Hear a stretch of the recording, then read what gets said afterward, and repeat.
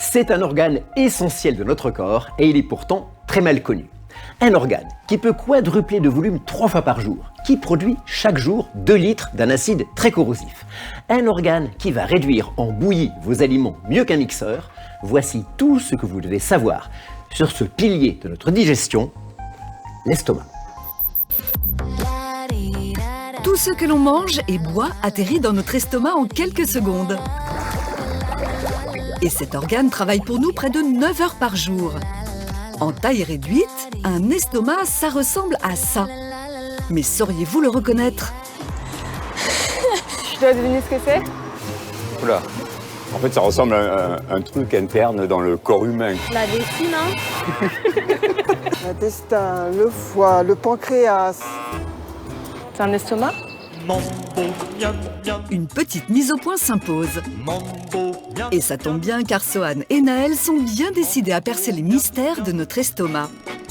Ils retrouvent Damien Roussel, médiateur à la Cité des Sciences et de l'Industrie à Paris. Bonjour. Bonjour. Ça va les enfants? Oui. Donc on va voir où se trouve l'estomac. Il est situé à peu près ici, en dessous de la côte gauche. Mais bon, on est d'accord, on ne peut pas forcément le voir. Du coup, on a une maquette. Donc là, c'est nos poumons. Ici, le foie. Et si on regarde juste ici, ça, c'est notre estomac. On est d'accord, c'est un peu petit. En moyenne, il fait 25 cm de long et 15 cm de large. Il a beau être petit, il est capable de réduire chaque jour en bouillie près de 3 kg de nourriture et de boissons confondues. Découvrons comment à l'hôpital Avicenne avec le professeur Benamouzig, gastro-entérologue. Quand vous avez mangé, donc la nourriture va passer bien sûr par le tuyau qui s'appelle l'œsophage et arrive dans l'estomac. Et la première fonction, c'est de faire réservoir. Donc vous allez voir ce que ça fait quand la nourriture rentre.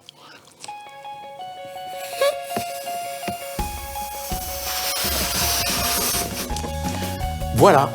Première surprise, grâce à ces muscles très puissants qui se déplient, notre estomac peut se tendre et se détendre comme un accordéon et quadrupler de volume pour accueillir les aliments.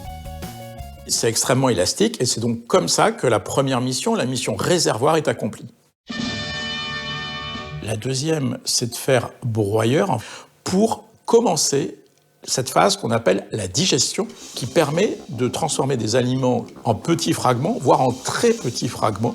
Les muscles de cet estomac sont très forts et donc on va malaxer la nourriture. Reproduisons ce qu'il se passe dans notre estomac quand il reçoit de la nourriture. Pour notre expérience, on va utiliser ce menu. Des petits pots carottes, du pain et de la viande, ici du jambon. Et vous allez commencer par prendre chacun votre tranche de jambon et le mettre dans votre sac. Et après avoir déchiqueté chacun des aliments, comme le feraient nos dents, on les glisse dans notre sac estomac. Maintenant, je vais vous demander d'écraser. Mais alors d'écraser beaucoup. C'est la même chose que les mouvements faits par l'estomac. Mais il reste encore de gros morceaux. Car en fait, il manque un ingrédient. Dans l'estomac, il y a les sucs gastriques. Les sucs gastriques, c'est acide. Et vu que c'est acide, ça va attaquer les aliments.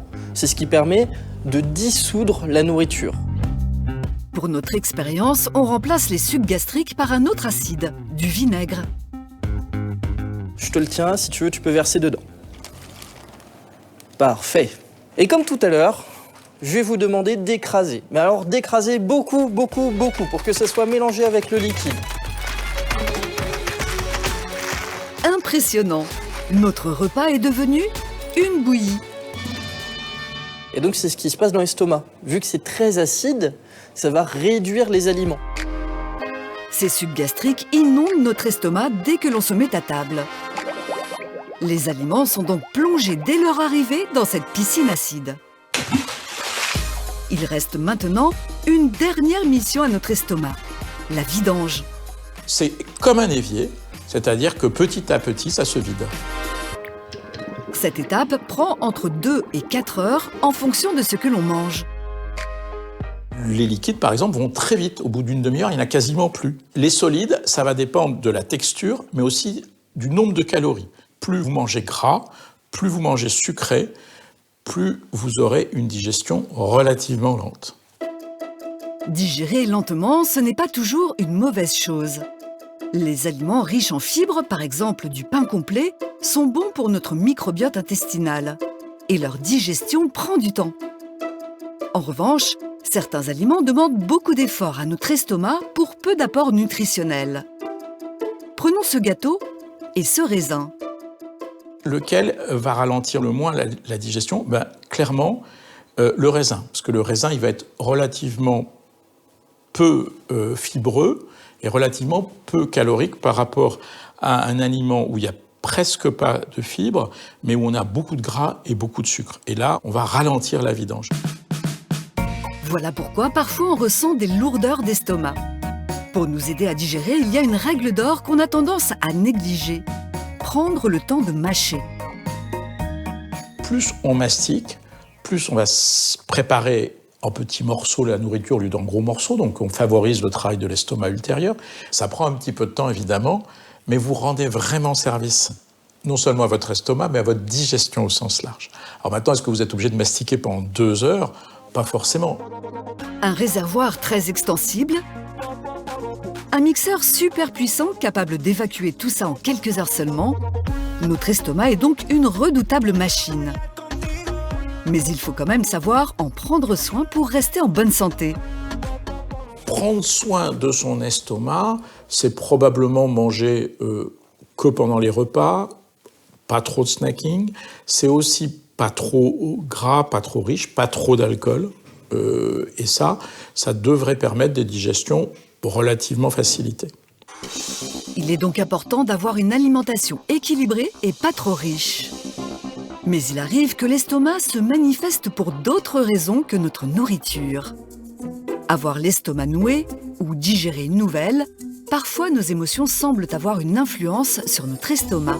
Pas vrai les enfants? Est-ce que vous avez déjà eu un peu mal au ventre? Ou que vous étiez un peu barbouillé quand vous deviez faire un contrôle ou une dictée, quelque chose comme ça? Dès que tu fais une poésie et qu'il y a tout le monde qui te regarde, un peu tu stresses, du coup tu as peur et du coup tu as mal au ventre un peu. Ok. Et c'est normal, car notre cerveau et notre estomac sont connectés. Est-ce que vous avez déjà entendu parler des neurones? Non. Les neurones, ce sont des cellules qui transmettent des messages entre le cerveau et toutes les parties de notre corps. Mais on a découvert qu'il n'y en avait pas que dans notre cerveau. Il y a des neurones partout dans le tube digestif. On a retrouvé à peu près le même nombre de neurones qu'il y a dans le cerveau d'un chat ou d'un petit chien. Ça fait à peu près 200 millions de neurones. 200 millions? Ouais, 200 millions. C'est à cause de ce réseau complexe de neurones qu'une émotion telle que le stress peut être transmise du cerveau principal à ce deuxième cerveau. Et ainsi provoquer des maux de ventre, par exemple sous l'effet de l'anxiété ou de la peur. Quand on a peur, en général, l'estomac, les muscles de l'estomac, ils se crispent un peu. Du coup, il devient plus petit et on a l'impression d'être un peu barbouillé. Pour se détendre et donc détendre l'estomac, certains ont leur technique. Courir sur place. Super.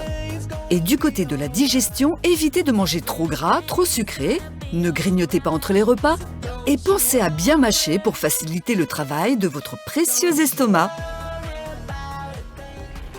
Et voilà, E = M6, c'est terminé pour ce soir. On se retrouve dimanche prochain.